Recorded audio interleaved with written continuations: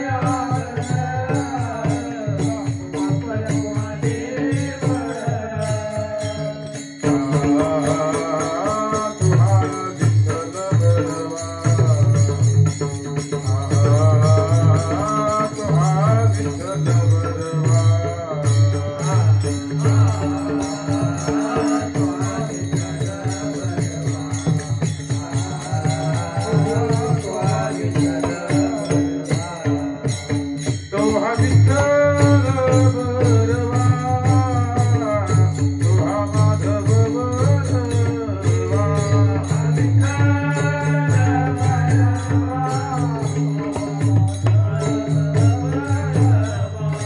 सोहा विठ्ठल बरवा सोहा माधव बरवा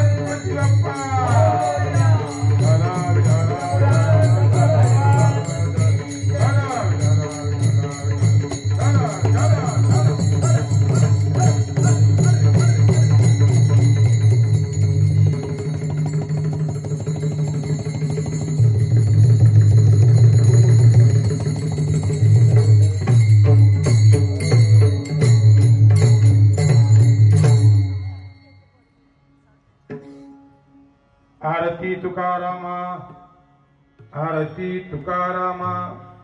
स्वामी सद्गुरु धामा, सच्चिदानंद मूर्ती पाय दाखवी आम्हा. राघवे सागरात पाषाण तारिले, तैसे तुकोबाचे अभंग रक्षिले. आरती तुकारामा, स्वामी सद्गुरु धामा, सच्चिदानंद मूर्ती पाय दाखवी आम्हा. तुकिता तुलनेशी ब्रह्म तुकाशी आले, म्हणून रामेश्वरी चरणी मस्तक ठेविले. आरती तुकारामा, स्वामी सद्गुरु धामा, सच्चिदानंद मूर्ती पाय दाखवी आम्हा. विठाला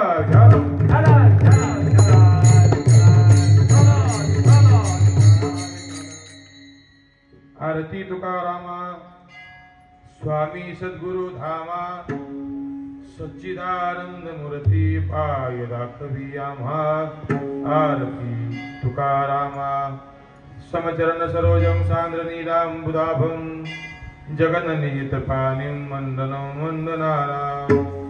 तरुण तुलसीमाला कंजरं कंजनेत्रं, सदय धवलहासं श्रीविठ्ठलं चिन्तयामि. महायोग पीठे तटे भीमरथ्यां, वरं पुण्डरीकाय धातुं मुनीन्द्रैः. समागत्य तिष्ठन्तमानन्दकन्दं, परब्रह्मलिङ्गं भजे पाण्डुरङ्गं. घ्यावी घ्यावी माझी सेवा,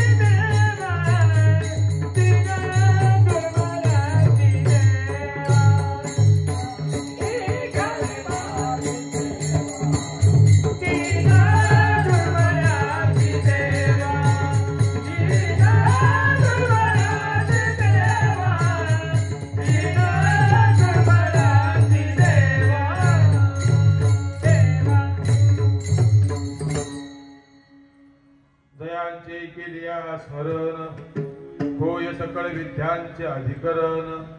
तेची वंदो श्री चरण श्री गुरूंचे ते नमस्कारोनी आता. काय माझी वाणी मानेल संताशी, रंजो चित्ताशी आपुलिया. ओम नमो ज्ञानेश्वरा, करुणा करा दयाळा. तुमचा अनुग्रह लाधलो, पावन झालो चराचरी. ज्ञानेश ज्ञानमूर्तीच साक्षात प्रेम स्वरूपिणीं, श्रीनामदेवं दयामूर्तिं श्रीनाथं वन्दे पुनः पुनः. वैराग्यस्य परामूर्तिं देहु क्षेत्र निवासिनीं, श्री तुकाराम महाराज भक्तराज चतुष्टयं मस्तक हे पायावरी. मस्तक हे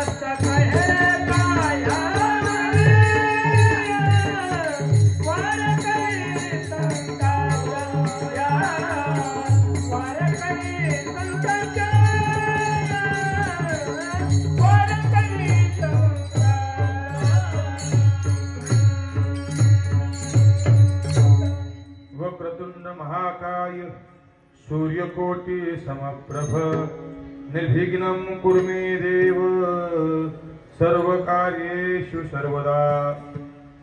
आरती तुकारामा स्वामी सद्गुरु धामा सच्चिदानंद मूर्ती पाय दाखवी आम्हा आरती तुकारामा। प्रस्तुत प्राप्तस्थळी प्राप्त प्रसंगी चिंतन रूपी सेवेकरता निवडलेला अभंग वेदशास्त्र संपन्न असणारे 6 शास्त्राचे प्रकांड पंडित असणारे विश्ववंद्य जगद्गुरु तुकोबराय यांच्या जीवनामध्ये एक काळ त्यांनी तुकोबरायांचं शत्रुत्व केलं। तदनंतर त्यांच्या जीवनामध्ये तुकोबरायांच्या 14 टाळेकरांपैकी एक होण्याचा मान मिळाला। असे असणारे रामेश्वर भट्ट वाहोलीकर यांचा तुकोबरायांच्या आरती नावातील प्रकरणातील विठाला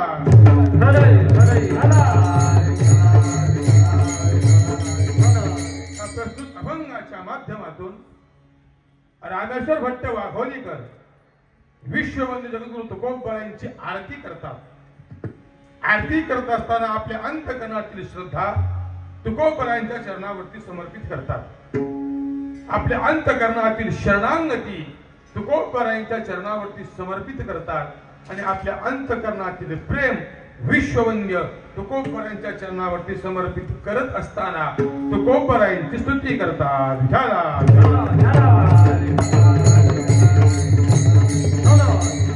म्हणजे तुकोबरायांची स्तुती करणारा आरती या नावातील गोड असा अभंग आणि मला वाटतं जवळजवळ सगळ्यांच्या पाठ असणार।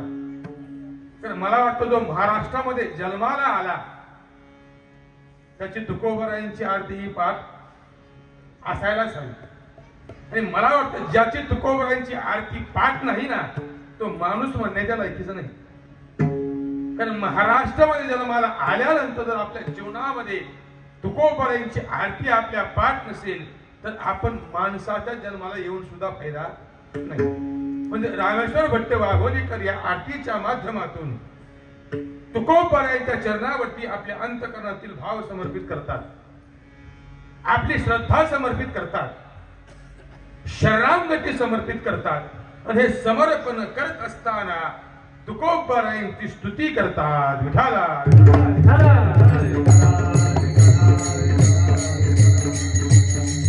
अभंगावरी चिंतन करण्यापूर्वी ज्या निमित्ताने सेवा आहे अल्पसा पर्यायाचा तो म्हणजे असा अष्टविनायकापैकी एक असणार आपलं इष्ट क्षेत्र गणपती रांजणगाव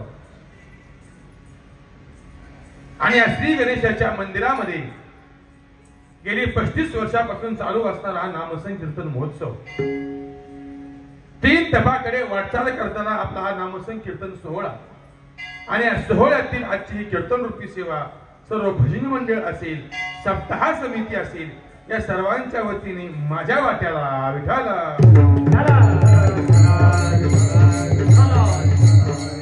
गोड आणि सुंदर हे असणारे नियोजन गेल्या 35 वर्षापासून चालू असणारा हा नामसंकीर्तन महोत्सव आणि मला वाटतं ज्या महोत्सवामध्ये आमचे वडील श्री गुरु वैकुंठ सुरेश महाराज साठे यांनी जवळजवळ वाटतं 25 वर्षी सेवा केली असेल, जास्त 32 वर्षाची असणारी सेवा आणि मग त्या सेवेचं फळ असेल तर सेवेचं काही पुण्य असेल आणि ते पुण्य माझ्या पदरात पडलं असेल म्हणून माझ्याकडे आलेली ही सेवा विठाला मला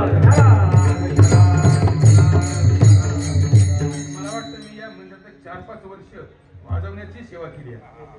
आळंदीला असताना एक 4-5 वर्ष आम्ही काही विद्यार्थी मंडळी या मंदिरामध्ये 8 दिवस राहून ही सेवा केलेली आहे आणि त्या प्रेमाच्या संबंधाने या सेवेच्या संबंधाने माझ्याकडे आलेली कीर्तन रूपी सेवा आणि त्या संबंधाने जो अभंग निवडला तो रामेश्वर भट्ट वाघोलीकर यांचा तुकोबरायांच्या आरती नावातील प्रकरणातील अभंग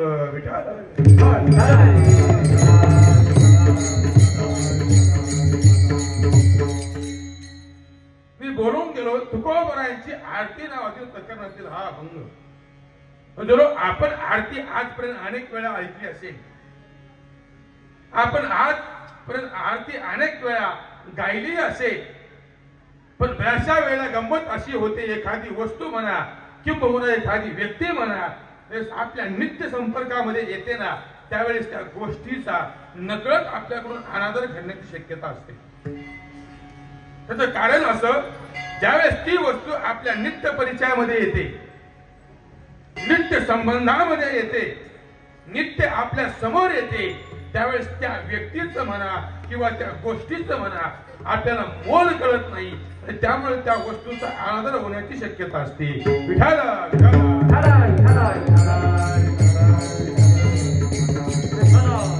बऱ्याचशा वेळेला एखादी वस्तू जर नित्य आपल्या परिचयामध्ये आली ना की त्या वस्तूचा अनादर होतो, त्यावेळेस त्या वस्तूचा मोल समजत नाही. मला सांगा, सूर्य उगवतो किती दिवसाने? सूर्य रोज उगवतो. रोज उगवणाऱ्या सूर्याला आपल्यापैकी किती जण रोज नमस्कार करतात?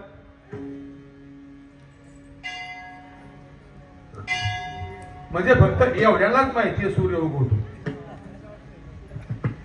सूर्य रोज उगवतो पण रोज नमस्कार करत नाही. चंद्र किती दिवसाने पूर्ण उगवतो? 1 महिन्याने चंद्र उगवतो. पण पहा ना तुम्ही, त्या दिवशी चंद्राची वाट पाहणारे किती लोक असतात. चंद्र जोपर्यंत उगवत नाही ना तोपर्यंत अन्न ग्रहण करत नाही, जोपर्यंत चंद्र उगवत नाही ना तोपर्यंत पाणी ग्रहण करत नाही. मला सांगा, सूर्य रोज उगवतो, त्याला नमस्कार करत नाहीत आणि चंद्राच्या उगवण्याची आपण वाट पाहतो. परिणाम कशाचा? आपल्याला माहिती आहे ना काय? अरे सूर्य तर रोज उगवणारे, सूर्य रोज उगवतो, सूर्य रोज पाहायला मिळतो. माझा वाक्य ऐका, एखादी वस्तू किंवा एखादी गोष्ट नित्य परिचयाची झाली ना की त्या वस्तूचा आपल्याकडून अनादर घडतो, त्या वस्तूचं मोल समजत नाही. मी नेहमी सांगतो, आता 1 महिन्यापूर्वी कुंभमेळा होऊन गेला, पुढे झाला प्रयागराजला. संपूर्ण विश्वामधून भाविक मंडळी त्या प्रयागराजमध्ये फक्त स्नान करण्याकरता गेली. कशा करता? फक्त स्नान करण्याकरता प्रयागराजला गेली. माझा प्रश्न असा आहे, त्या प्रयागराजला विश्वभरातील माणसं फक्त स्नान करण्याकरता गेली, त्याच प्रयागराज मधील किती लोकांनी कुंभमेळ्यामध्ये स्नान केलं? प्रयागराज मध्ये राहणाऱ्या लोकांनी. का? त्यांना माहिती आहे ना, संगम रोज आपल्याकडे एखादी वस्तू ज्यावेळेस नित्य परिचयामध्ये येते ना त्यावेळेस आपल्याकडून त्याचा अनादर करण्याची शक्यता असते.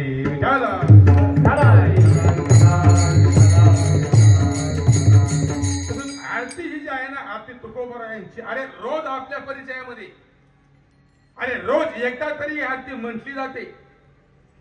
वारकरी संप्रदायाचा साधनेचा शेवट तर कशाने होत असेल ना तर तो आरतीने होतो.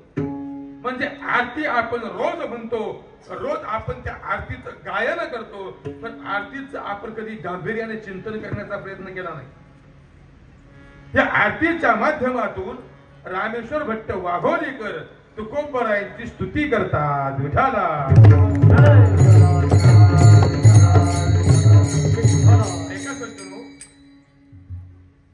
त्या अभंगाद्वारे रामेश्वर भट्ट वाघोलीकर तुकोबरायांची स्तुती करताना आपल्याला पाहायला मिळत का?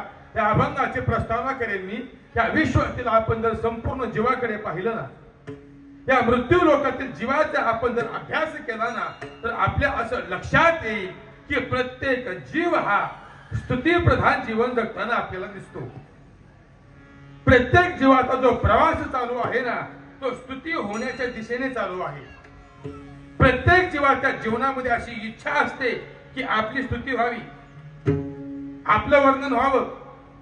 पण प्रत्येक जीवाची जी धडपड चालू असते ना, प्रत्येक जीवाची जी धावपळ चालू असते ना ती फक्त स्तुती होण्याकरता.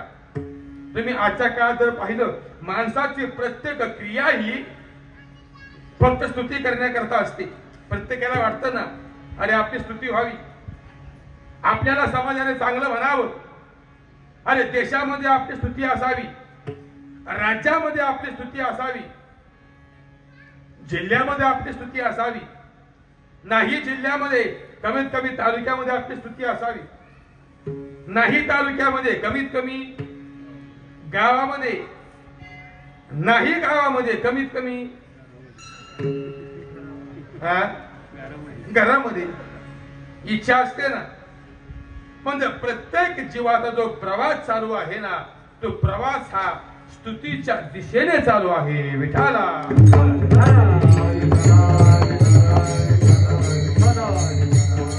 म्हणजे प्रत्येकाची इच्छा असते की आपल्या जीवनामध्ये आपली स्तुती व्हावी. स्तुती. आणि आता जर आपण काळ पाहिला ना सज्जनो, आता जर काळ पाहिला तर प्रत्येकाला स्तुतीची अपेक्षा आहे, प्रत्येकाला प्रसिद्धीची अपेक्षा आहे. आज जर आपण पाहिलं तर प्रसिद्धी होण्याकरता माणसाने अनेक साधनांचा वापर करायला सुरुवात केली. आजच्या इंटरनेटच्या युगामध्ये व्हॉट्सअप आलं, फेसबुक आलं, इंस्टाग्राम आलं, या सगळ्या गोष्टी आल्या. आता समोर युट्यूब चॅनल चालू आहे ते आलं. मला सांगा या सर्व गोष्टी कशा करता? फेसबुक असेल, व्हॉट्सअप असेल, इंस्टाग्राम असेल, हे सर्व कशा करता? अहो माणूस सकाळी उठल्याबरोबर पहिल्यांदा मोबाईल उघडतो, व्हॉट्सअप काढतो आणि लोकांची स्टेटस पाहत बसतो. लोकांची इच्छा असते प्रसिद्धी व्हावी. या सर्व गोष्टी फक्त प्रसिद्धी करता चालल्या. सर्वसामान्यांचं सोडून द्या, आमचं महाराज लोकांचंही तेच चाललं. उद्या कीर्तन असेल, कीर्तनाची पत्रिका आज स्टेटसला. कीर्तन सुरू झालं, कीर्तनामध्ये हार घातलेला फोटो स्टेटसला. कीर्तन संपल्यानंतर तिथल्या मंडळाबरोबर काढलेला फोटो स्टेटसला. मला असं प्रामाणिक वाटतं, प्रामाणिक असं वाटतं मला, आपण ज्या पद्धतीने कीर्तनाची पत्रिका स्टेटसला ठेवतो ना, आपण ज्याप्रमाणे कीर्तनामध्ये काढलेला हार घातलेला फोटो आपण स्टेटसला ठेवतो ना, त्याप्रमाणे कधी कधी आपण किती पैसे घेतो हे सुद्धा स्टेटसला ठेवावं. ठेवावं का नाही? जर तुला स्टेटसला पत्रिका ठेवण्याची हौस असेल, जर तुला स्टेटसला कीर्तनातील फोटो ठेवण्याची हवा असेल तर ठेव ना एक दिवस. काय मी एवढं मानधन घेतलं, काय अडचण नाही. आता मुद्दा ऐका, प्रत्येकाची जी धडपड चालू आहे ना, ती फक्त आपली प्रसिद्धी व्हावी आणि प्रसिद्धीमध्ये आपली स्तुती व्हावी. विठाला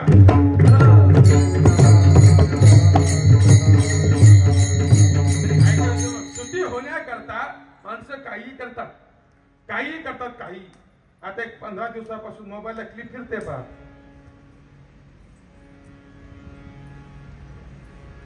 आई माझी त्यांची क्लिप फिरते ना.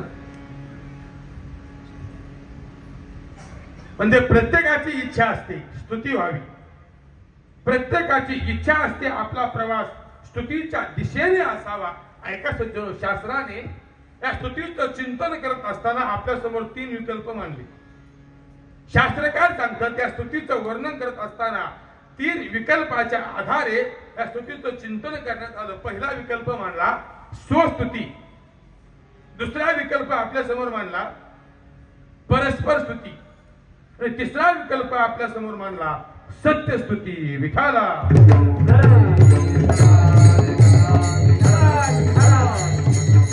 म्हणजे पहिला विकल्प शास्त्राने आपल्या समोर मांडला स्वस्तुती. या मृत्यू लोकामध्ये काही व्यक्ती आपल्याला अशा पाहायला मिळतात की त्या व्यक्ती स्वतःच्या तोंडाने स्वतःची स्तुती करतात. त्यांना हौस असते स्वतःच्या मुखाने स्वतःची स्तुती करण्याची. पण ऐका, महाभारत वर्णन करतं, महाभारतामध्ये प्रसंग आला की जो व्यक्ती आपल्या मुखाने आपली स्तुती करतो ना, त्याला आत्महत्येचं पातक लागतं. तुम्ही बऱ्याचशा मंडळींना हौस असते, बऱ्याच लोकांना आपल्या मुखाने आपली स्तुती करायची. बरीचशी मंडळी सांगतात ना, महाराज ती 10 एकर जमीन आहे ना, 10 एकर जमीन ती या पठ्ठ्याने घेतली. बापाच्या काळात काही नव्हतं, 2 कोटीचा बंगला कुणी बांधला? बापाच्या काळात सफार नव्हतं. महाराज 50 लाखाची गाडी दिसते ना, ती गाडी सुद्धा कोणी घेतली? या पठ्ठ्याने घेतली. बापाच्या काळात सायकल नव्हती. गुरुवर एक कीर्तन केसरी महादेव महाराज जगताप यांचं जर आपण कधी चिंतन ऐकलं असेल ना, तर महादेव महाराज जगताप या प्रसंगावरती एक गोड वाक्य बोलायचे. ती भाषा त्यांची, ती भाषा माझी नाही. सगळ्यांची क्षमा मागून ती भाषा बोलतो. महादेव महाराज म्हणायचे, बाळा, जमीन तू घेतली असेल, जमीन बापाची नाही. बंगला तू बांधला असेल, बंगला बापाचा नाही. गाडी बापाने घेतली असेल, गाडी बापाची नाही. पण महादेव महाराज जगताप पुढे वाक्य वापरायचे, जमीन बापाची नसेल, गाडी बापाची नसेल, बंगला बापाचा नसेल, पण नाही, शक्यतो पुढचं मला बोलायला होणार. ही त्यांची भाषा होती. म्हणजे प्रत्येकाची इच्छा असते काय, माझी स्तुती माझ्या मुखाने व्हावी. पण ऐका, महाभारतकार गोड वर्णन करतात. ते बोलतात, अरे जो व्यक्ती स्वतःच्या मुखाने स्वतःची स्तुती करतो ना, त्याला आत्महत्येचं पातक लागतं. विठाला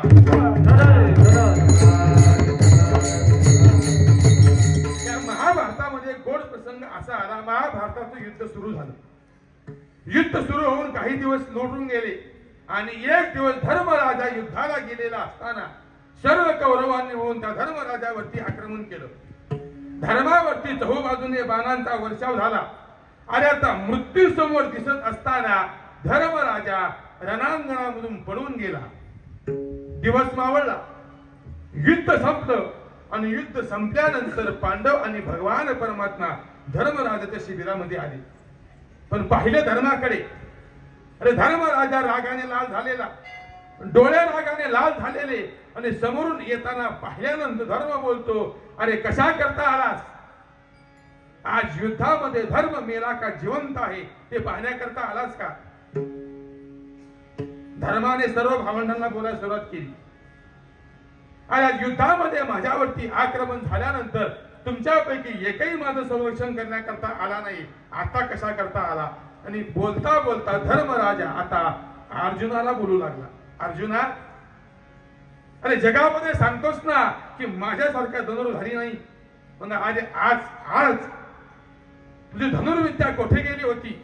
अरे ज्या तुझ्या सख्या भावावरती बाणांचा वर्षाव चालू होता, अरे काय करायची तुझी असती धनुर्विद्या?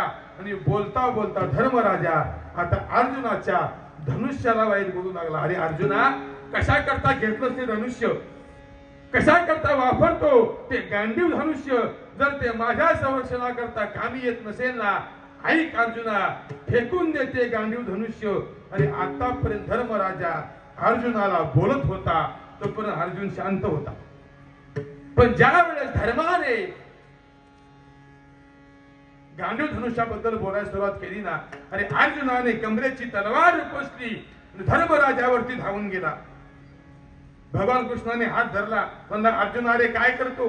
युद्ध कौरवांच्या बरोबर करायचंय, सख्या भावाचा जीव घेतो का? अर्जुन म्हणला, आई कृष्णा, माझी एक प्रतिज्ञा आहे. एक वेळेस माझा अपमान झाला ना, तो अपमान मी सहन करेन, पण जो माझ्या गांडीव धनुष्याचा अपमान करेल ना, मी त्याला जिवंत ठेवणार नाही, मी त्याला मारून टाकणार. पण आता जर माझी प्रतिज्ञा पूर्ण करायची असेल ना, तर मला धर्माला मारावं लागेल. कृष्ण म्हणला, ऐक ना, तर धर्म जिवंत राहणार असेल, पण जर तुझी प्रतिज्ञा पूर्ण होणार असेल, असा एक मधला मार्ग सांगू का?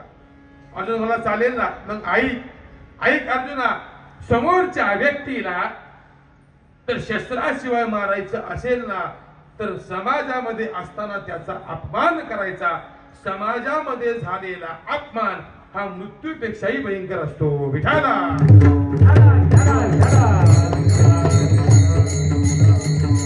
म्हणजे समाजामध्ये केलेला अपमान हा मृत्यूपेक्षा जास्त यातना देतो. मग आता अर्जुनाने धर्माला बोलायला सुरुवात केली. अरे धर्मा, काय लाज वाटते का तिला? अरे खेळ तू खेळलास, पण शिक्षा मात्र आम्हाला भोगावी लागली. अरे राज्यपणावरती लावलं, स्वतःचे भाऊपणावरती लावले, स्वतःची पत्नीपणावरती लावली. अरे खेळ धर्मा तुझा झाला रे, पण जीव मात्र आज पांडवांचा जायला लागला. अर्जुनाने फड बोलायला सुरुवात केली आणि अर्जुनाचं बोलून थांबलं की अर्जुनाने पुन्हा कमरेची तलवार उपसली आणि स्वतःच्या मानेवर धरली. कृष्ण म्हणला, अर्जुना नक्की तुला झालंय काय? तुझ्या गोळ्या संपल्या का? इंजेक्शन संपलं का? शुगर वाढली का? बीपी वाढला? झालं काय? तो मला, आई कृष्णा, माझी दुसरी एक प्रतिज्ञा आहे. कोणती? जो माझ्या सख्या भावाचा म्हणजे धर्माचा अपमान करेल ना, मी त्याला जिवंत ठेवणार नाही. मग आता अपमान मी केला, मग जर आता मी अपमान केला असेल तर मला जिवंत राहण्याचा अधिकार नाही, मला मरावं लागेल. कृष्ण म्हणला, ऐक अर्जुना, जसा त्या ठिकाणी मधला मार्ग होता ना, यालाही मधला मार्ग आहे.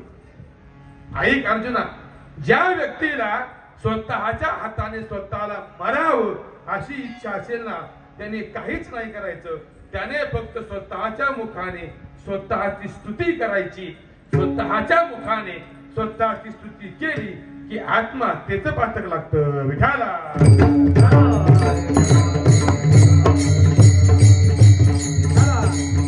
म्हणजे पहिला विकल्प शास्त्राने आपल्या समोर मांडला, स्वस्तुती.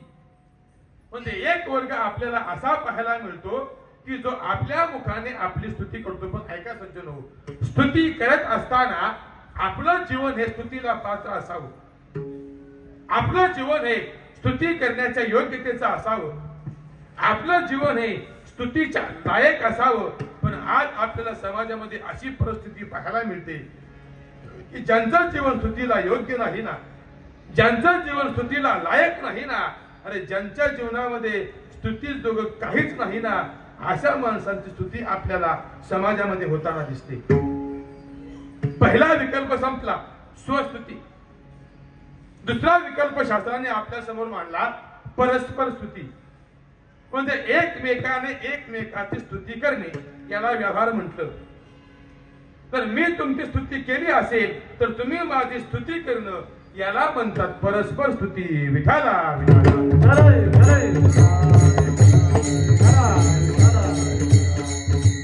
म्हणजे एकमेकाचं वर्णन करणं, एकमेकाची स्तुती करणं, याला शास्त्राने दुसरा विकल्प मानला, तो म्हणजे परस्पर स्तुती. एका सुभाषितकाराने यावरती खूप गोड चिंतन केलं. तो सुभाषितकार वर्णन करतो की परस्पर स्तुती होत असताना त्या स्तुतीमध्ये काही दोष आपल्याला पाहायला मिळतात. पहिला दोष असा येतो की परस्पर स्तुती करत असताना आपल्या अंतःकरणामध्ये काहीतरी स्वार्थ असतो. समोरच्या व्यक्तीची स्तुती करत असताना आपल्या अंतःकरणात स्वार्थ असतो. तो सुभाषितकार असं वर्णन करतो, उष्णस्य गृहे लग्नम गर्दभः वेदपाठकः अहो रूपम अहो ध्वनिः परस्पर प्रशंसती. तो सुभाषितकाराने असं गोड उदाहरण आपल्या समोर मांडलं. कशाला म्हणतात परस्पर स्तुती? सुभाषितकार बोलतो, एक लग्न होतं. लग्न कुणाचं? उष्ट्रस्य गृहे लग्न, म्हणजे उंटाच्या घरी उंटाचं लग्न. लग्न कोणाचं? उंटाचं. आणि उंटाचं लग्न आणि उंटाच्या लग्नामध्ये मंगल अष्टका म्हणण्याकरता कोण? गर्दभः वेदपाठकः. मंगल अष्टका म्हणण्याकरता गाढव. मग आता नवरदेव पाटावरती उभा राहिला आणि नवरदेवाकडे पाहिल्यानंतर आता गाढवाने नवरदेवाची स्तुती करायला सुरुवात केली, म्हणजे उंटाची. तो गाढव बोलतो, अरे काय नवरदेव आहे, काय देखना नवरदेव आहे, काय सुंदर नवरदेव आहे. अरे आजपर्यंत एवढी लग्न लावली पण एवढा देखना नवरदेव पाहिला कोण? उंट. उंट देख ना, उंटाची मान पुढे चालली, उंटाचं पाय पुढे चाललं. पण गाढवाने वर्णन केलं. गाढव बोलला, असा नवरदेव पाहिला नाही, खूप लग्न लावली, असा नवरदेव पाहिला नाही. आता मला असा प्रश्न पडतो, तर उंटाचं वर्णन गाढवाने केलं असेल, आता गाढवाचं वर्णन कोणी करायचं? उंटाने. त्याला व्यवहार म्हणतात ना. तर उंटाचं वर्णन गाढवाने केलं असेल तर आता गाढवाचं वर्णन उंटाने करायला हवं, त्याला व्यवहार म्हणतात. मी तुमच्या एखाद्या कार्याला आलो, तुम्ही माझ्या एखाद्या कार्याला आलं पाहिजे. याला व्यवहार म्हणतात. मी तुम्हाला आहेर आणला, तुम्ही मला आहेर आणला पाहिजे, याला व्यवहार म्हणतात. मी एखाद्या कीर्तनकाराला तारीख दिली, त्या कीर्तनकाराने मला तारीख, यालाही व्यवहारच म्हणतात आजच्या काळात. मग आता जर उंटाचं वर्णन गाढवाने केलं असेल, आता गाढवाचं वर्णन करायला उंटाने सुरुवात केली. काय वर्णन करतो ऐका उंट. अहो ध्वनी ही तो उंट बोलतो, अरे आजपर्यंत अनेक लोकांचं गायन ऐकलं, खूप गोड गोड लोकांचं गायन ऐकलं, चांगल्या चांगल्यांचे आवाज ऐकले, पण असं गायन मी आजपर्यंत ऐकलं. एवढा गोड आवाज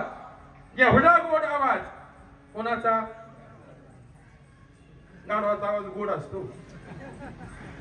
याला म्हणतात परस्पर स्तुती. विठाला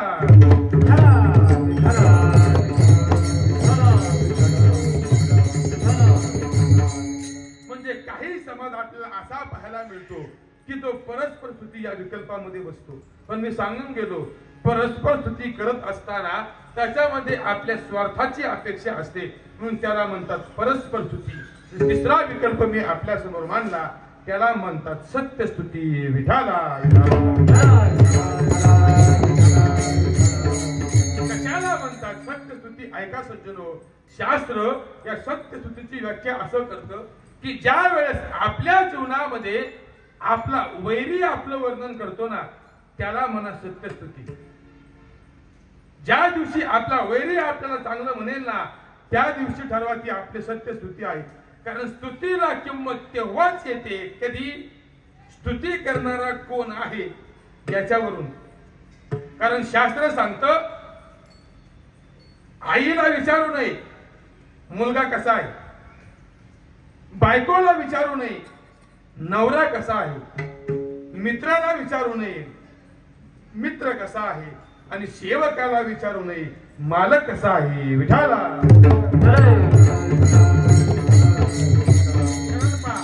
आई मुलाची स्तुती करत असताना आईच्या अंतःकरणामध्ये भाव कोणता असतो? आई जी मुलाची स्तुती करते, ती स्तुती करत असताना आईच्या अंतःकरणात भाव कोणता असतो? प्रेमभाव असतो. कारण आई ज्यावेळेस मुलाची स्तुती करते ना, आईला आपल्या मुलामधील दोष कधीच दिसत नाही. अरे आपली आई सोडून द्या, अरे कृष्णाची आई होती यशोदा, तिला सुद्धा दोष नाही दिसले. म्हणजे आईला कधी आपल्या मुलामध्ये दोष दिसत नाहीत.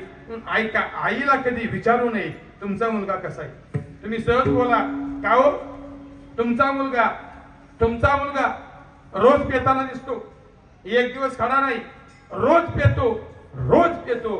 ती आई म्हणती महाराज आमचं पोरग चांगलं आहे हो, पण जोडीदार शेण नाही. आई मुलाला दोष देते का? नाही देत. कारण आईच्या अंतःकरणामध्ये प्रेम असतं. कारण तुकोबराय बोलतात की या जीवावरती प्रेम करणारी जर खरी जात कोणती असेल ना, तर ती आईची जात. आईशी कळवळ्याची जाती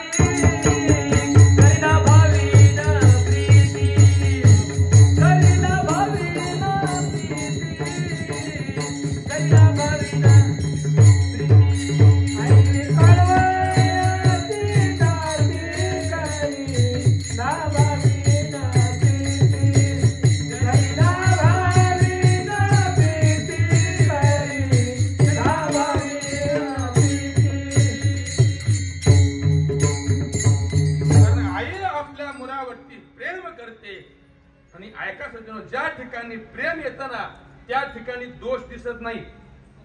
प्रेम आलं की दोष दिसत नाहीत. एक आई म्हणली महाराज आमचा मुलगा आहे ना, आमचा मुलगा लाखात एक आहे, लाखात एक. मी म्हणलं लाखात एक? ते म्हणले हो लाखात एक. मी म्हणलं कसं? म्हणले महाराज या वर्षी 12वीला 1 लाख पोरं नापास झाली आणि त्या 1 लाखामध्ये आमचं एक आहे. याला लाखात एक म्हणतात का? म्हणजे आईला कधी विचारू नये मुलगा कसा आहे. कारण आईने केलेल्या स्तुतीमध्ये प्रेम असतं, त्याला दोष दिसत नाही. चला पुढे.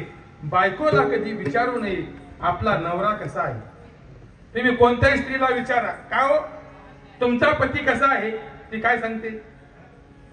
कोणतीही पत्नी काय सांगते? तो कसाही असला तरी काय सांगते, महाराज माझ्या नवऱ्यासारखा नवरा नाही, अख्ख्या गावात आमच्या यांच्यासारखं कुणी नाही. मी म्हणलं अहो आहे, पण ते रोज पितात. ती म्हणते महाराज पियत व पण जीव बी लावतो. काय म्हणते ती, पियत पण जीव सुद्धा. म्हणजे पत्नीला पतीमधील दोष दिसत नाहीत म्हणून पत्नीला विचारू नये नवरा कसा आहे, मित्राला विचारू नये मित्र कसा आहे, कारण त्याच्यामध्ये स्वार्थ असतो. आणि शेवटचा मुद्दा, सेवकाला विचारू नये मालक कसा आहे, कारण त्या सेवकाला मालकाकडून काय घेत असतं, पगार घेत असतो. त्यामुळे सेवकाला विचारू नये मालक कसा आहे. विठाला कारण ज्या वेळेस सेवक मालकाचं वर्णन करतो ना, ते वर्णन खरं असेलच हे सांगता येत नाही, कारण तो सेवक त्याच्याकडे चाकरी करत असतो. त्यामुळे त्याला मालक कसं म्हणेल ना, त्या म्हणण्यानुसार चालावं लागतं. मालक म्हटला सूर्य उत्तरेला उगवतो, सेवकाला सुद्धा म्हणावं लागतं काय, कशा करता अपेक्षा असते ना. सेवके करावे सांगितले काम, जिथे होतो पण कामा नाही, जिथे होतो पण कामा नाही. सेवके करावे सांगितले काम, जिथे होतो पण कामा नाही, जिथे होतो पण कामा नाही. सेवके करावे सांगितले काम, ते होतो कम कामा नाही. अरे सेवकाला दिलेलं काम करावं लागतं, कारण का तो जो वागतो ना, तो मालकाच्या इच्छेने वागतो. त्यामुळे सेवकाला विचारू नये मालक कसा आहे. मालक एक दिवस बिरबल आणि बादशाह आपल्या दरबारामध्ये बसले होते. संध्याकाळची वेळ झाली.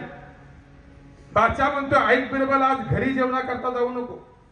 आज बेगमने सुंदर स्वयंपाक केलाय, सुंदर जेवण केलंय, सुंदर भोजन केले. आज तो राजवाड्यामध्ये जेवण करून घरी जा. बिरबल म्हणला ठीक आहे महाराज. बादशाह दोघं जेवायला बसले. जेवायला सुरुवात केली. त्या बेगमने भाजी केली होती वांग्याची. राजाने पहिला घास घेतला, बादशाहने पहिला घास घेतला. इतकी चवदार भाजी होती. तो बादशाह बोलतो अरे बिरबला, आजपर्यंत एवढी चवदार भाजी खाल्ली नाही. अरे जगामध्ये जर सगळ्यात चांगली भाजी कोणती असेल ना, तर फक्त वांग्याची भाजी. वांग्यासारखी दुसरी भाजी जगात नाही, वांग्यासारखी दुसरी भाजी जगात नाही. बादशाहने बोलायला सुरुवात केली. बिरबल म्हणला महाराज बरोबर आहे, या जगामध्ये वांग्यासारखी दुसरी भाजी नाही. उगच का म्हणला देवाने वांग्याच्या डोक्यावरती छत्री दिली. छत्री असते ना वांग्याला. बिरबल म्हणला महाराज उगच नाही, तुम्ही बाकीच्या भाज्या पहा, कोणत्या भाजीला छत्री नाही, पण देवाने स्पेशल बनवलं वांग. वांग्याच्या डोक्यावरती छत्री दिली, छत्री. आता असं वर्णन बिरबलाने केल्यावरती बादशाहने एवढं वांग खाल्लं, एवढं वांग खाल्लं की त्या वांग्याने सकाळी पराक्रम दाखवला. ते वांग होत, पोट बिघडलं, पोट दुखू लागलं, राजाला त्रास होऊ लागला. राजाला राग आला. राजा बोलतो अरे या जगामध्ये सगळ्यात वाईट भाजी असेल ना, तर वांग्याची भाजी. वांग्यासारखी दुसरी वाईट भाजी नाही. या जगामध्ये वांग्यासारखं वाईट नाही. अरे बिरबला, तू काल म्हटलं वांग्याची भाजी चांगली, अरे पण वांग्यासारखी दुसरी वाईट भाजी नाही. बिरबल म्हणला महाराज बरोबर आहे, उगाच का देवाने वांग्याला काट दिलं. नाही. बादशाह म्हणला बिरबला नक्की तू सांग तरी, तू त्या पॅनेलचा का ह्या पॅनेलचा. रात्री म्हणलं वांग चांगलं, आता म्हणतो वांग खराब. असं का. आता बिरबलाचं वाक्य ऐका. बिरबल म्हणला ऐका महाराज, मी नोकर तुमचा आहे, वांग्याचा नाही. काय बोलला. मी नोकर तुमचा आहे, तुम्ही जसे म्हणाल ना त्याप्रमाणे मला बोलावंच लागतं. ऐका, सेवकाला कधी विचारू नये मालक कसा आहे. विठाला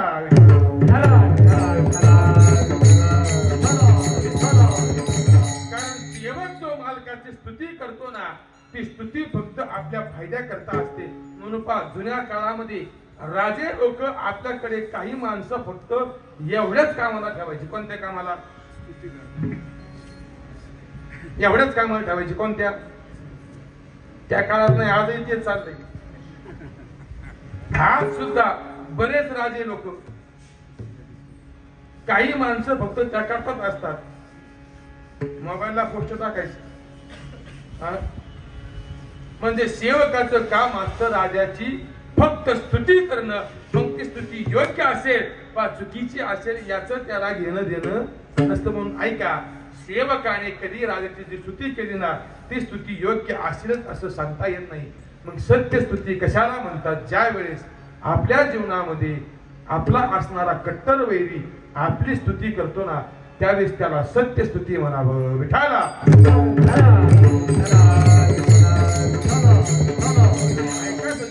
सत्य स्तुती कोणाची असेल ना तर एक आहे भगवंत आणि दुसरे आहेत संत.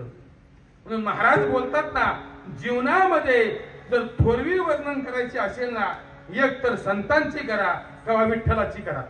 वर्णाविते थोरी एका विठ्ठलाची कीर्ती मानवाची वर्णनाये, कीर्ती मानवाची वर्णनाये. कीर्ती मानवाची वर्णनाये, कीर्ती मानवाची वर्णनाये. वर्णाविती थोरी एका विठ्ठलाची कीर्ती मानवाची वर्णू नये. महाराज बोलतात जर स्तुती करायची असेल ना तर फक्त भगवंताची करा किंवा संतांची करा. पण ऐका सज्जनो, आपण संतांची स्तुती करायला प्रवृत्त झालो ना एक अडचण शास्त्राने अशी सांगितली की आपण संतांची स्तुती करू पण संत मात्र त्यांची स्तुती करून घ्यायला तयार नाही.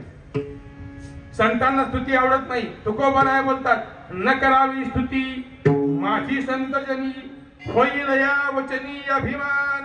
अरे तुकोबरा ऐका ना, माझ्या जीवनामध्ये माझी स्तुती करू नका. का करू नका? कारण तुकोबराय बोलतात त्या स्तुतीमध्ये एक दोष आला. दोष होईल या वचनी अभिमान. तुकोबराय बोलतात ज्या वेळेस एखाद्या व्यक्तीची स्तुती होते ना त्यावेळेस त्या व्यक्तीच्या अंतःकरणामध्ये अभिमान निर्माण होण्याची शक्यता असते. तुम्ही पहा, फक्त कीर्तन होऊ द्या आणि कीर्तन झाल्या फक्त 2-3 लोकांनी एवढंच म्हणून द्या, महाराज काय तुमचं कीर्तन झालं, आजपर्यंत असं कीर्तन ऐकलं नाही, एवढं चांगलं कीर्तन ऐकलं नाही, एवढं महाराजाच्या कानावरती पडलं की महाराज कसा चालतो. परिणाम कशाचा? अरे स्तुती केली की अभिमान आला. तुकोबऱ्या होतात त्याकरता स्तुती करू नका. फैल या वचनी अभिमान न करावी स्तुती माझी संतजे. तुकोबऱ्या बोलल्या रे माझी स्तुती करूच नका. पण मुद्दा असा निर्माण होतो जर आपल्याला संतांची स्तुती करायची असेल तर मग कशी करायची? कारण संत स्तुतीचा स्वीकार कधीही करत नाही. एक सुभाषितकाराने असं गोड वर्णन केलं, दुर्निवार स्तुती कन्या वहती नाम कौमार्यम. तो सुभाषितकार असं गोड वर्णन करतो. तो बोलतो अरे जगामध्ये एक स्तुती नावाची मुलगी आहे. मुलगी पा काय गोड वर्णन केलं त्याने. तो सुभाषितकार बोलतो एक स्तुती नावाची कन्या आहे आणि ती कन्या आता लग्नाच्या वयामध्ये आली. वहती नाम कौमार्यम.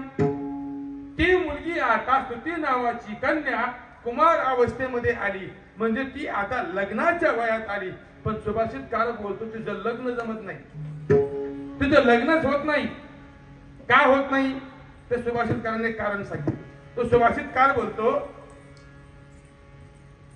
या स्तुतीला जो नवरदेव आवडतो ना तो नवरदेव स्तुती बरोबर लग्न करायला तयार नाही.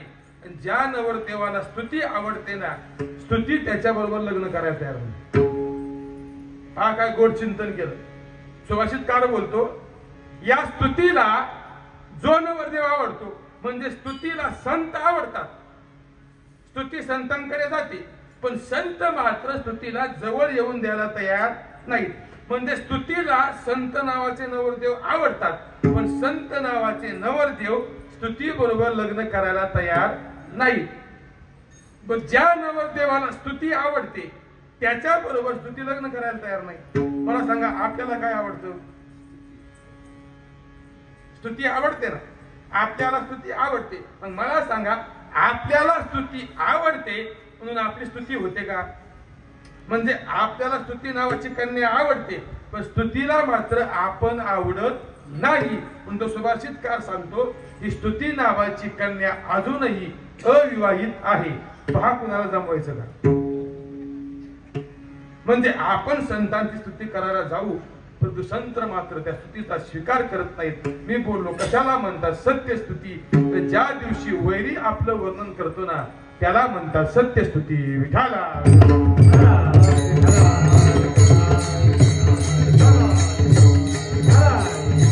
ज्यावेळेस वैरी आपलं वर्णन करत असतो ना त्या वर्णनामध्ये सत्यता असते, सत्यता. मग आजच्या अभंगामध्ये जे तुकोबरायांची स्तुती करतात ना ते रामेश्वर भट्ट म्हणजे कोण होते. अरे एका काळामध्ये ज्या रामेश्वर भट्टाने तुकोबरायांना फक्त त्रास दिला. अरे एका काळामध्ये रामेश्वर भट्टाने ज्या तुकोबरायांचं जगणं देवमध्ये मुश्किल करून ठेवलं. अरे कोण रामेश्वर भट्ट. ज्या रामेश्वर भट्टामुळे तुकोबरायांच्या अभंगाची गाथा इंद्रायणीमध्ये बुडवायला लावली असा रामेश्वर भट्ट. पण तोच रामेश्वर भट्ट आज विश्वसंत जगद्गुरु तुकोबरायांची स्तुती करतो. पण स्तुती करत असताना काय म्हणतो अभंगाचं पहिलं चरण. आरती तुकारामा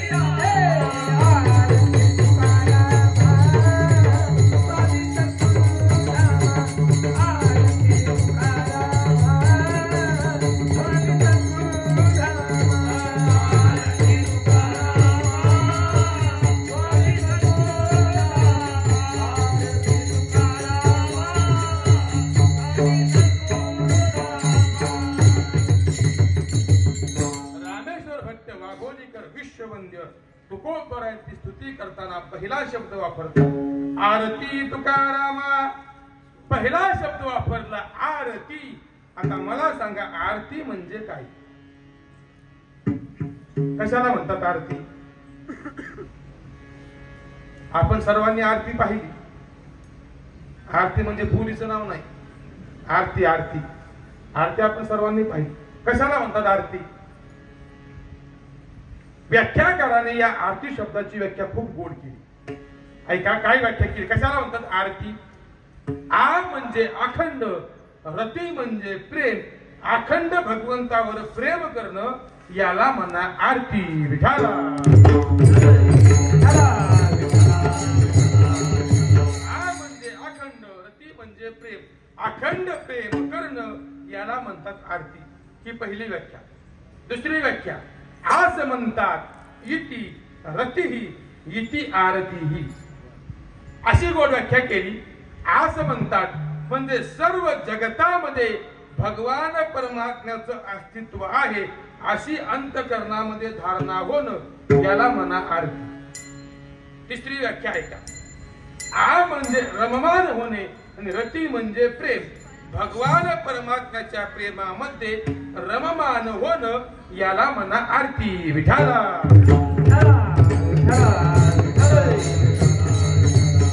व्याख्याकाराने तीन व्याख्या केल्या. पहिली व्याख्या अखंड प्रेम म्हणजे आरती. जगतामधील प्रत्येक वस्तूमध्ये भगवान परमात्म्याचं अस्तित्व आहे अशी धारणा होणं म्हणजे आरती, आणि अखंड प्रेमामध्ये रममान होणं याला म्हणतात आरती. 3 व्याख्या केली. आता मला प्रश्न असा करायचा आहे, आरती शब्द आपल्या कानावरती पडला की आपल्या समोर कोणती क्रिया उभी राहते? आरती शब्द कानावर पडला कोणती क्रिया येते? ओवाळण्याची क्रिया. आपण देवाला ओवाळतो ना आरती करताना, देवाला आपण देवाची आरती ओवाळतो. मला सांगा, देवाची आरती ओवाळत असताना देवाला किती वेळा आरती ओवाळावी? तुम्ही सर्वांनी आरती ओवाळली, पण देवाची आरती ओवाळत असताना देवाची आरती देवाभोवती किती वेळा ओवाळावी? आम्ही का मोजले म्हणा. पण ऐका, शास्त्रकार गोड वर्णन करतात. शास्त्रकार बोलतात की कोणत्याही देवाची आरती ओवाळत असताना आरती किती वेळा ओवाळावी? शास्त्र सांगतं देवाच्या चेहऱ्याभोवती म्हणजे मुखाभोवती 3 वेळा ओवाळावं, देवाच्या पायाजवळ 4 वेळा ओवाळावं, आणि सर्व देवाच्या देहाभोवती 3 वेळा ओवाळावं. म्हणजे मुखाभोवती 3 वेळा, चरणाजवळ 4 वेळा, आणि संपूर्ण देवाभोवती 3 वेळा. 3, 4 आणि 3 किती झाले? 10. देवाचे मुख्य अवतार किती? 10. आता ऐका, 10 वेळा काय ओवळायची? 10 वेळा याच्या करता ओवळायची. देवाचे मुख्य अवतार 10. 1 वेळा ओवाळली की एका अवताराची आरती, दुसऱ्या वेळेस ओवाळली की दुसऱ्या अवताराची आरती. 10 अवतारांची आरती एकाच वेळेस घडावी याच्या करता आरती 10 वेळा ओवाळावी. विठाला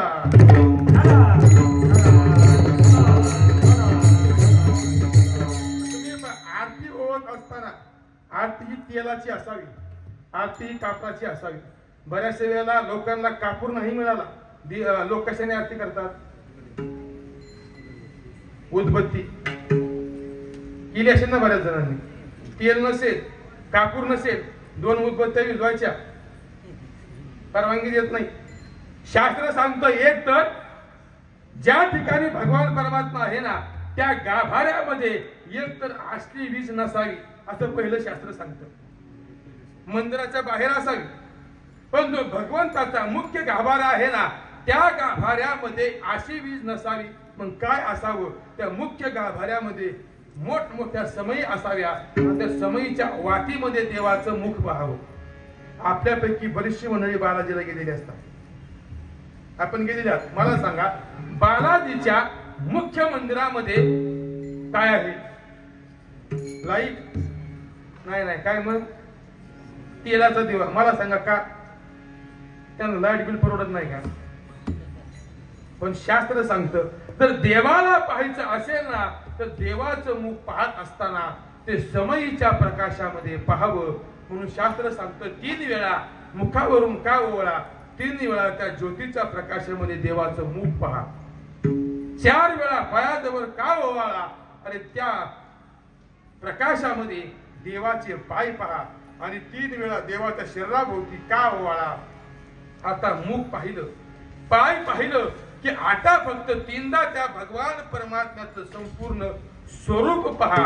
शास्त्रकाराने आरती शब्दाची आणखी एक व्याख्या अशी केली की ज्या भगवान परमात्म्याच्या स्वरूपाची जाणीव करून देते ना तिला म्हणा आरती.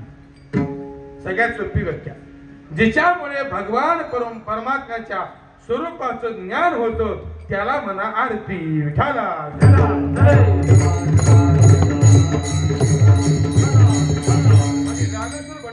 मी काय करतो तर मी तुकोबरायांची आरती करतो.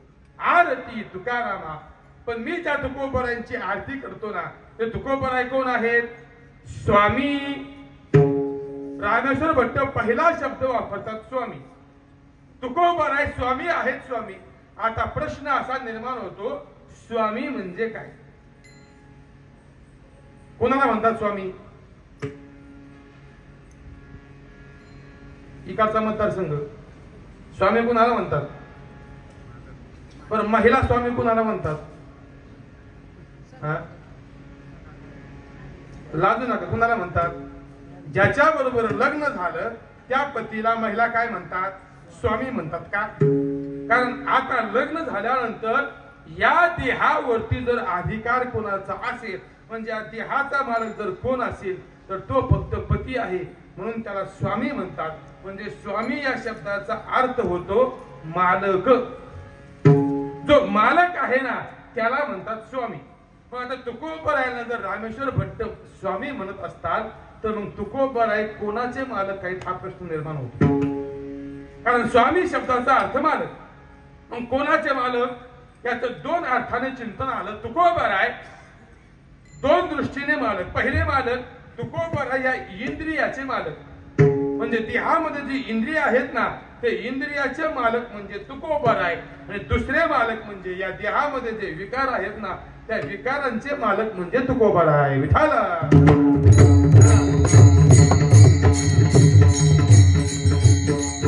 मालक शब्दाचा अर्थ ज्याच्या ताब्यामध्ये इंद्रिय आहेत ना, म्हणजे या देहातील इंद्रिय ज्यांच्या ताब्यात आहेत ना त्यांना म्हणा मालक. अरे मग या देहाची इंद्रिय तुकोबराय म्हणतात. आमची इंद्रिय आमच्या ताब्यात आहेत. आमच्या मुखाला आम्ही आज्ञा केली ना तर ते भगवंताचं नामचिंतन करतं. आम्ही आमच्या पायाला आज्ञा केली ना की आमचे पाय भगवंताच्या मंदिराकडे चालत जातात. अरे आम्ही आमच्या हाताला आज्ञा केली ना की आमचे हात भगवान परमात्म्याच्या नामचिंतनाकरता वाचतात. म्हणजे तुकोबरायांची इंद्रिय की तुकोबरायांच्या ताब्यात होती. मला सांगा आपली इंद्रिय आपल्या ताब्यात का इंद्रियांच्या आपण ताब्यात? नाही. आपलं कसं? इंद्रिय आपल्या ताब्यात का आपण इंद्रियाच्या ताब्यात? आपण इंद्रियाच्या ताब्यात, आपल्या ताब्यात इंद्रिय नाही. पण तुकोबराय बोलतात आमच्या ताब्यामध्ये इंद्रिय, म्हणजे आम्ही इंद्रियाचे मालक. हा पहिला अर्थ स्वामी शब्दाचा. आणि दुसरा अर्थ तुकोबराय या विकारांचे मालक, म्हणजे प्रत्येकाच्या शरीरामध्ये काही विकार आहेत. कोणते विकार? काम, क्रोध, लोभ, मोह, मद, मत्सर असे अनेक विकार प्रत्येकाच्या शरीरामध्ये आहेत. पण तुकोबराय आले आम्ही काय केलं? या काम क्रोधाला आम्ही बंदी करण्यात काम क्रोध बंदी खाली तुकामने दिले दोन्ही इंद्रियाचे धनी आणि साधोबताई. क्रोध बंदी खाली तुकामने दिले दोन्ही इंद्रियाचे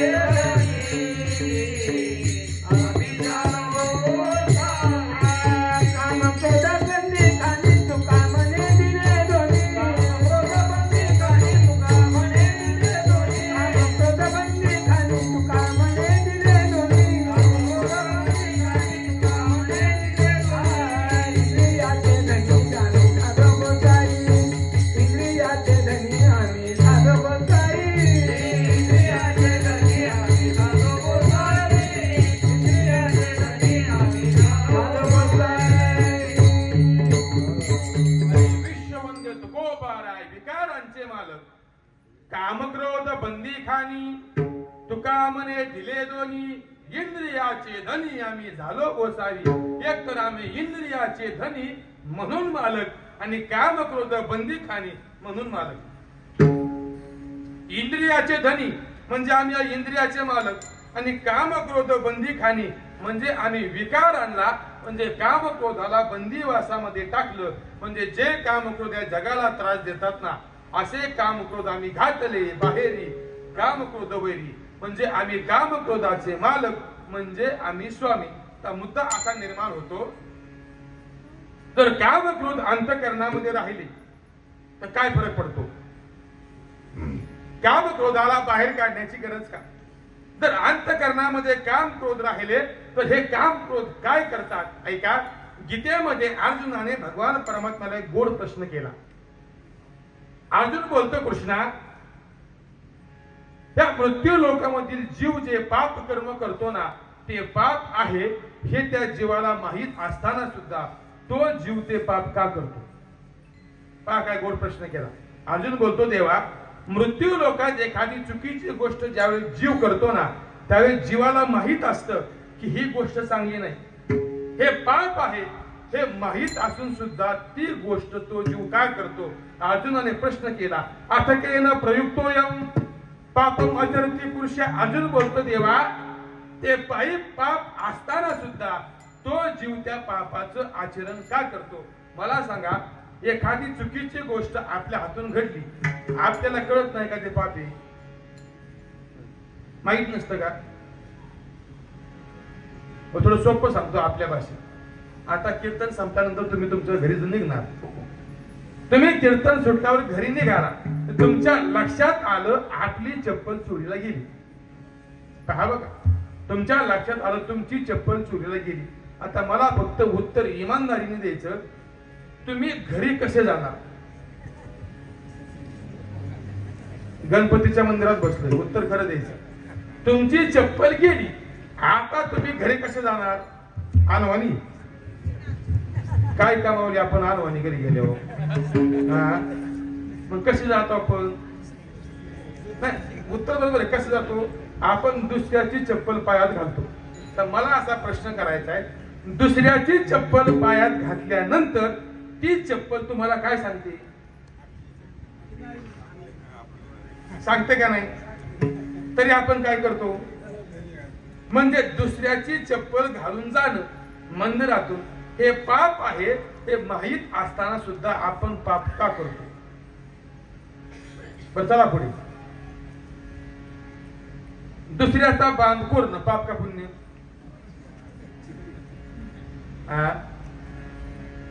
खानपूर उत्तर द्यायचं, पाप का पुण्य? पाप. हे माहीत असताना सुद्धा लोक दुसऱ्याचा बांध का करतात? माहिती आहे ना पापी.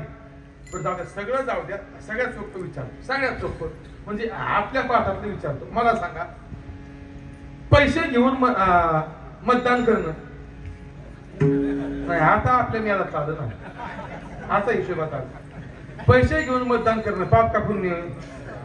तरी लोक काय करतात? अरे प्रश्न मी नाही केला, प्रश्न अर्जुनाने केला. अरे सांग कृष्णा, हे सगळं माहीत असताना सुद्धा हा जीव पाप का करतो? आता कृष्णाने काय उत्तर दिलं ऐका. कृष्ण बोलतो, ऐक अर्जुना, हे पाप तो करत नाही. हे पाप करण्याची त्याची इच्छा नसते, पण हे पाप त्याला कुणीतरी करायला लावतं. अर्जुन बोलला, सांग देवा, कोण करायला लावतं? देवाने गोड उत्तर दिलं. भगवान बोलतो, कामयेश क्रोधयेश रजो गुणो समुद्भवः. अरे भगवान बोलतो, ऐक अर्जुना, हे पाप तो करत नाही. त्याच्या अंतःकरणामध्ये जो काम क्रोध आहे ना, तो काम क्रोध त्या जीवाला ते पाप करायला लावतो. आम्ही काय केलं? पापाला प्रवृत्त करणारे काम क्रोध आम्ही बंदी खाण्यामध्ये टाकले. म्हणून तुकोबाराय कोण आहेत?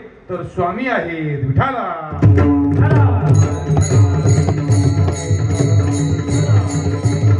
इंद्रियांचे मालक म्हणून तुकोबाराय स्वामी, आणि काम क्रोध ताब्यात म्हणून तुकोबाराय स्वामी. रामेश्वर भट्ट बोलतात, तुकोबाराय कोण आहेत? तर तुकोबाराय स्वामी आहेत. पुढे शब्द वापरला, तुकोबाराय तुम्ही कोण आहात? सद्गुरु. पुढचा शब्द काय? तुम्हाला मी आरती समजून सांगितलं. स्वामी म्हणजे काय कळालं? पुढचा शब्द आहे सद्गुरु. कशाला म्हणतात सद्गुरु? सद्गुरु म्हणजे काय? तर सध्या गुरुला भूत आलाय. दगड उचलला की गुरु निघतो. पण सद्गुरु कोणाला म्हणतात? ऐका, आपल्या अंतःकरणातील जो अज्ञान दूर करतो ना, त्याला म्हणतात गुरु. तो लक्ष देऊन ऐका. आपल्या अंतःकरणामधील अज्ञान जे दूर करतात त्यांना म्हणतात गुरु. आणि अज्ञानाचे शास्त्राने दोन प्रकार केले. पहिला प्रकार आहे स्थूल अज्ञान आणि दुसरा प्रकार आहे मूल अज्ञान. तर व्याख्या ऐका. पहिला प्रकार केला स्थूल अज्ञान. कशाला म्हणतात स्थूल अज्ञान? या स्थूल देहाच्या संदर्भामध्ये जे अज्ञान आहे ना, त्याला म्हणतात स्थूल अज्ञान. हा जो देह आहे ना, त्या देहाच्या संबंधाने जे अज्ञान आहे ते अज्ञान जे दूर करतात ना, त्यांना म्हणतात गुरु. आणि मूल अज्ञान म्हणजे काय? मूल याचा अर्थ आत्मा नावाचं तत्व.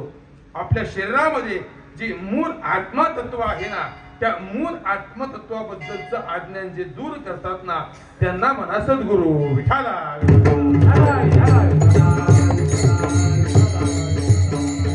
म्हणजे मूळ अज्ञानाची निवृत्ती जे करतात त्यांना म्हणा सद्गुरू. तुम्हाला मूळ अज्ञान म्हणजे मी काय सांगितलं, आपलं जे आत्मा नावाचं तत्व आहे या आत्मतत्वाबद्दल जे आपलं अज्ञान निर्माण झालं आहे ना ते अज्ञान. कोणतं अज्ञान? तर मी तुम्हाला विचारलं तुमचं नाव काय, तुम्ही उत्तर काय द्याल? समजा तुम्ही मला विचारलं महाराज तुमचं नाव काय, मी उत्तर दिलं माझं नाव नामदेव महाराज किंवा दादा महाराज. तर मला असं विचारायचंय दादा महाराज हे जे नाव आहे ते माझ्या देहाचं आहे का आत्म्याचं आहे? मग माझं नाव काय? दादा महाराज नाव कशाचं? देहाचं. मग माझं नाव काय? नामदेव महाराज नाव देहाचं. हे देहामध्ये नाव ठेवलं ना ते नाव नामदेव महाराज. पण जे आत्मा नावाचं तत्व आहे ना त्या तत्वाच्या नावाची जे ओळख करून देतात त्यांना म्हणा सद्गुरू विठाला.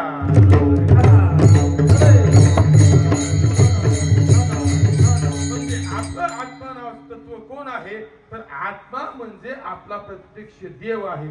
अहं वैश्वा नरो भूत्वा प्राणिनाम देहमाश्रिता किंवा ममैव अंशो जीवलोके जीवभूत सनातन. म्हणजे प्रत्येकाचा आत्मा हा भगवान परमात्मा आहे. सर्व घटी राम देहा देही एका. सर्व घटी राम देहा देही एका. सर्व घटी राम देहा देही एका.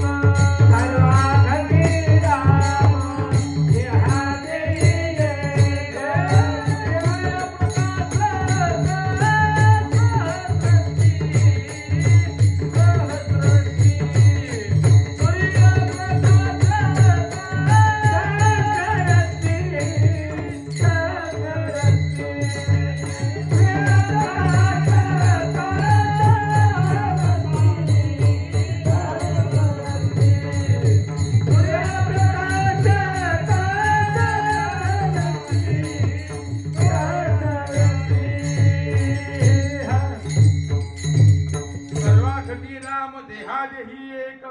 सूर्यप्रकाशक सहस्ररश्मी. म्हणजे आपल्या आत्म नावाच्या तत्वाची जे जाणीव करून देतात ना त्यांना म्हणा सद्गुरू. रामेश्वर भट्ट बोलतात तुकोबराय तुम्ही कोण आहात? एक तर तुम्ही स्वामी आहात, दुसरे म्हणजे तुम्ही सद्गुरू आहात. सद्गुरू पुढे शब्द वापरला तुकोबराय तुम्ही कोण आहात तर तुम्ही धामा आहात. धामा. आता धामा म्हणजे काय मी तुम्हाला एका एका शब्दाचा अर्थ सांगत पुढे चाललोय. आरती सांगितलं, स्वामी सांगितलं, सद्गुरू सांगितलं, तर पुढचा शब्द आहे धामा. कशाला म्हणतात धामा? किंबहुना धाम. धाम शब्दाचा अर्थ काय? प्रत्येक गावामध्ये एक धाम असतच. कोणतं?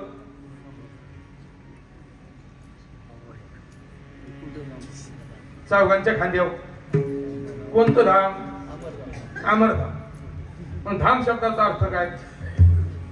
धाम शब्दाचा अर्थ होतो विश्रांती. शास्त्रकार व्याख्या करतात धाम म्हणजे काय? ज्या ठिकाणी गेल्यानंतर जीवाला विश्रांती मिळते ना त्याला म्हणा धाम. मला सांगा आपल्याला विश्रांती कधी मिळते?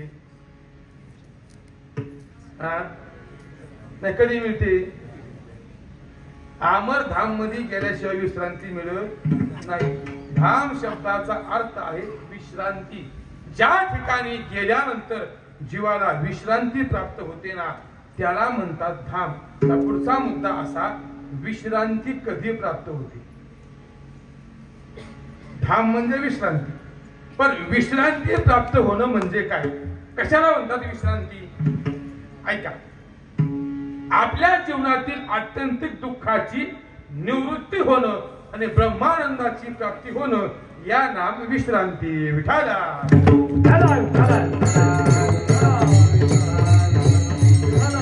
म्हणजे ज्या दिवशी आपल्या जीवनातील आत्यंतिक दुःख निघून जातं आणि ब्रह्मानंदाची प्राप्ती होते ना त्याला म्हणतात विश्रांती. मग अशी विश्रांती कुठे मिळते?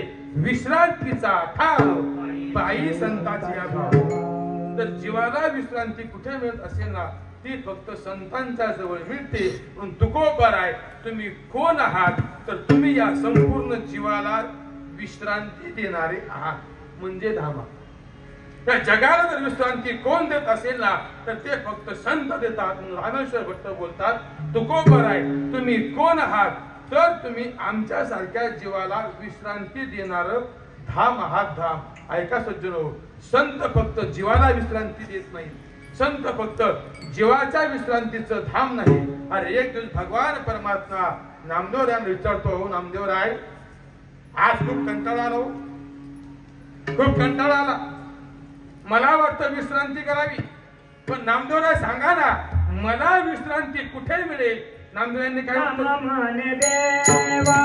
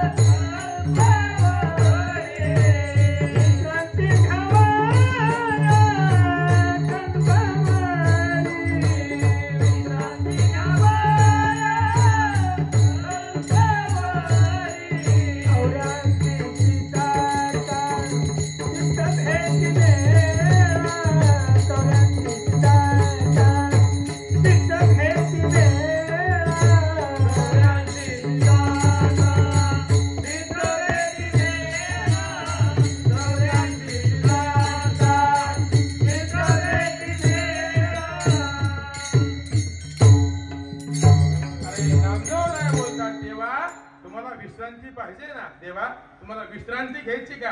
अहो मग चला ना. कुठे? अरे ज्या ठिकाणी जीवाला विश्रांती मिळते ना, नामा म्हणे देवा चला तया ठाया विश्रांती घ्यावया कल्पावरी. देवा जर तुम्हाला विश्रांती पाहिजे असेल ना, तर एकच ठिकाण आहे, ते म्हणजे ज्ञानोबारायांची समाधी. ते ज्ञानोबारायांच्या समाधीवरती गेलं ना, काय होतं? त्या सर्व जगाला विश्रांती देण्याचं कार्य जर कोण करत असेल ना, तर ती म्हणजे ज्ञानोबारायांची समाधी. मग विश्रांती याचा अर्थ होतो धामा. मग तुकोबाराय तुम्ही कोण आहात? तर तुम्ही या विश्वाला विश्रांती देणार धाम आहात. धाम. म्हणून तुम्ही कोण आहात? आरती तुकारामा स्वामी सद्गुरु धामा. तुम्ही स्वामी आहात, तुम्ही सद्गुरु आहात, तुम्ही धामा आहात. तुम्ही अजून कोण आहात? सच्चिदानंद मूर्ती. तुम्ही कोण आहात? तुम्ही सत आहात, तुम्ही चित आहात आणि तुम्ही आनंद आहात. म्हणजे कोण आहात? सत म्हणजे काय, चित म्हणजे काय आणि आनंद म्हणजे काय? सत याचा अर्थ सत्य. तुकोबाराय तुम्ही कोण आहात? तुम्ही सत्य आहात. चित याचा अर्थ ज्ञान स्वरूप. तुकोबाराय तुम्ही कोण आहात? ज्ञान स्वरूप आहात. आणि आनंद याचा अर्थ आनंद स्वरूप. तुकोबाराय तुम्ही कोण आहात? तर तुम्ही आनंद स्वरूप आहात. तुम्ही सत्य आहात, तुम्ही ज्ञान स्वरूप आहात आणि तुम्ही आनंद स्वरूप आहात. म्हणजे तुम्ही सच्चिदानंद मूर्ती आहात. हा एक असे. आणि दुसरा असे असा, तुकोबाराय तुम्ही कोण आहात? जो सत्य आहे ना, सत्य असणारा भगवान परमात्मा. सत्य तू, सत्य तू, सत्य तू विठ्ठला. तुकोबाराय तुम्ही कोण आहात? सत्य असणाऱ्या भगवान परमात्म्याची प्राप्ती करून देणारे तुम्ही आहात. म्हणून तुम्ही सत्य आहात. तुम्ही चिद आहात म्हणजे ज्ञान स्वरूप असणाऱ्या भगवंताची तुम्ही प्राप्ती करून देता. म्हणून तुम्ही ज्ञान स्वरूप आहात, म्हणजे तुम्ही चित स्वरूप आहात. आणि आनंद स्वरूप, जो आनंद स्वरूप भगवान परमात्मा आहे ना, त्याची तुम्ही प्राप्ती करून देणारे आहात. म्हणून तुम्ही कोण आहात? सच्चिदानंद मूर्ती. तुम्ही स्वामी आहात, तुम्ही सद्गुरु आहात, तुम्ही धामा आहात, तुम्ही सच्चिदानंद मूर्ती आहात. म्हणून ऐका ना तुकोबाराय, मी तुमची आरती करतो. मग काय करा? पाय दाखवी आम्हा. तुकोबाराय तुमचं चरण मला दाखवा. कशा करता? मला तुमच्या चरणाची आरती करायची. रामेश्वर भट्ट बोलतात, आरती तुकारामा. आणि तुकोबरायांचं तुम्ही स्तुती करता, पण स्तुती करण्याजोगं तुकोबरायांचं सामर्थ्य काय? अभंगाचं दुसरं चरण. राघवे सागरात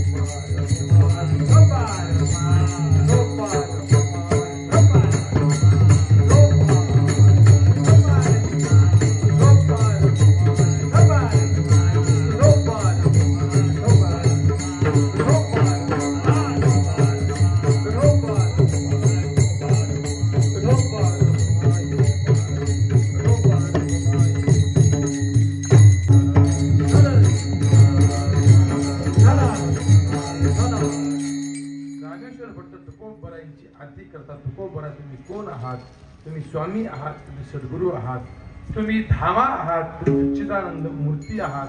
पण काय तुकोबरायांचं सामर्थ्य. राघवे सागरात पाषाण तारिले तैसे तुकोबाचे अभंग रक्षिले. ज्याप्रमाणे भगवान रामचंद्रांच्या नामचिंतनाने सागरावरती दगड तरली ना, तसंच काय झालं. तैसे तुकोबाचे अभंग रक्षिले. तुकोबरायांच्या अभंगाची गाथा त्याप्रमाणे इंद्रायणी मातेवरती तरंगली. असे असणारे तुकोबर आहेत. म्हणून मी तुमची आरती करतो. पण का हो रामेश्वर भट्ट, तुम्ही आजपर्यंत जीवनामध्ये फक्त तुकोबरायांचं वैरत्व केलं, पण आज तुम्ही तुकोबराची स्तुती का करता? रामेश्वर भट्ट बोलतात, ऐका ना, मी हातामध्ये एक तराजू घेतलं. तराजू, त्या तराजू मध्ये तुला केली. काय तुला केली? एका पारड्यामध्ये प्रत्यक्ष ब्रह्म म्हणजे भगवान परमात्म्याला बसवलं, तर दुसऱ्या पारड्यामध्ये तुकोबरायांना बसवलं. परिणाम काय झाला? अभंगाचं शेवटचं तुकी आत्मनेची ब्रह्म तुकाचे आले.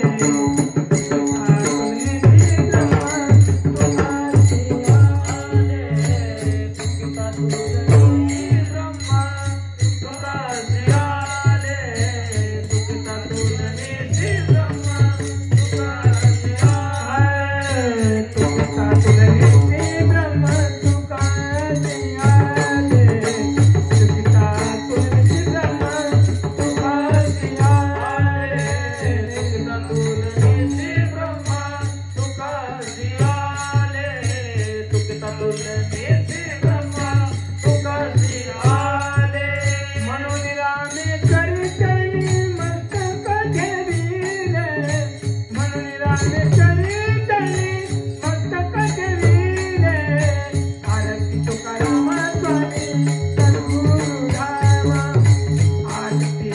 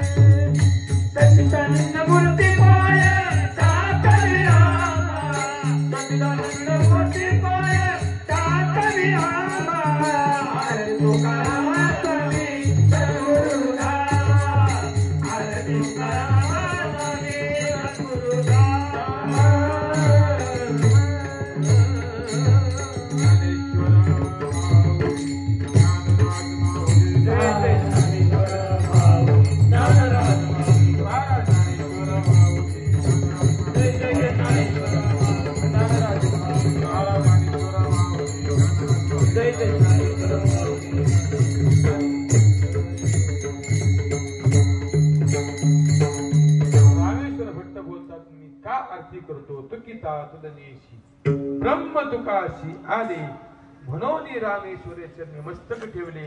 आणि ज्या वेळेस मी जगद्गुरु तुकोबरायांची तुला केली ना त्यावेळेस काय झालं? ब्रह्म तुकाशी आले म्हणजे तुकोबराय आणि भगवान परमात्मा तुका विष्णू नाही तुझ्या तुकोबराय आणि भगवान परमात्मा यांच्यामध्ये भेद राहिला नाही म्हणून रामेश्वरी. म्हणून मी रामेश्वर भट्ट काय करतो? चरणी मस्तक ठेविले. मी तुकोबरायांच्या चरणावरती मस्तक टेकवतो आणि काय करतो? आरती तुकारामा. म्हणून मी तुकोबरायांची आरती करतो.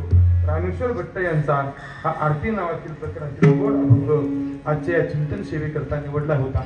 झालेली ही चिंतन रूपी सेवा भगवंताच्या चरणी माऊली ज्ञानोबा जगद्गुरु तुकोबराय श्री संतराज महाराज आणि श्री गुरूंच्या चरणी समर्पित करतो.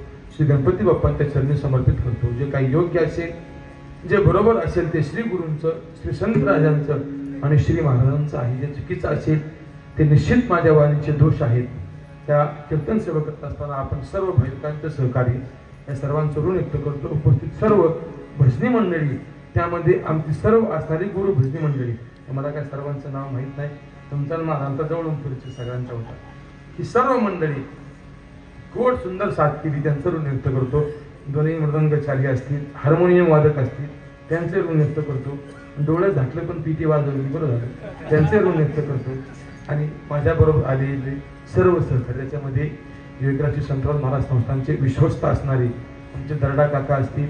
योगराज संतराज महाराज संस्थांचे कीर्तनाचे विनेकरी असणारे हरिभक्त पारायण सुरेश महाराज कोल असतील. आमचे परम मित्र गौरव महाराज असतील पंडित महाराज असतील. या सर्वांचं ऋण व्यक्त करतो.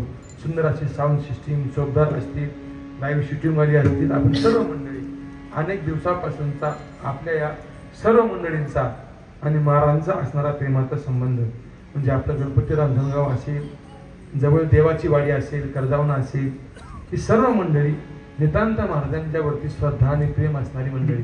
मला वाटतं साठे महाराज आणि आपलं गणपती रांजणगाव वेगळं कधीही वाटलं नाही. म्हणजे 30, 31, 32 वर्ष महाराजांनी या जागेवरून सेवा केली. मीही 2-3 वर्ष या मंदिरामध्ये कलाकार असताना वाजवण्याची सेवा केली. त्या सर्व प्रेमातून आणलेली ही कीर्तनरूपी सेवा. आपण सर्व मंडळी नितांत महाराजांच्यावर प्रेम करणारी मंडळी आणि जेवढं प्रेम आपण महाराजांच्यावरती केलं ना तेवढंच प्रेम महाराजांनी आपल्यावरती केलं. फक्त एकच प्रार्थना करतो आपण जेवढं प्रेम महाराजांना दिलं ना तेवढंच प्रेम मला द्या ही सर्वांना नम्र विनंती. आपण सर्व मंडळी कारण महाराजांच्या प्रत्येक कामामध्ये क्रियेमध्ये आपली सर्व मंडळी काही मंडळी आपली अंत्यविधीला आलते पाटील असतील काका असतील सर्व मंडळी काही मंडळी जसे क्रियेला आलते असतील सर्व मंडळी. कारण काही गोष्टी होऊन जातात घडून जातात पण त्या गोष्टी घडल्यानंतर त्या गोष्टी स्वीकारणं हा आपल्यासमोर एकमेव पर्याय राहतो. ते न स्वीकारून चालत नाही. पण सर्व आपणा मंडळींनी तीच सेवा मग त्याला परंपरेची सेवा म्हणा प्रेमाची सेवा म्हणा महाराजांच्या जागेवरती ही सेवा आपण सर्वांनी मला दिली. मी पुन्हा एकदा आपण सर्वांचं ऋण व्यक्त करतो. आणि या तीर्थक्षेत्राच्या ठिकाणी गणरायाच्या सानिध्यामध्ये मला प्रथम कीर्तन करण्याची संधी मिळाली हे माझं भाग्य समजतो. आणि पुन्हा एकदा ही कीर्तनरूपी सेवा श्री गणरायांच्या चरणी समर्पित करतो आणि सेवेला पूर्ण विराम देतो. विठ्ठल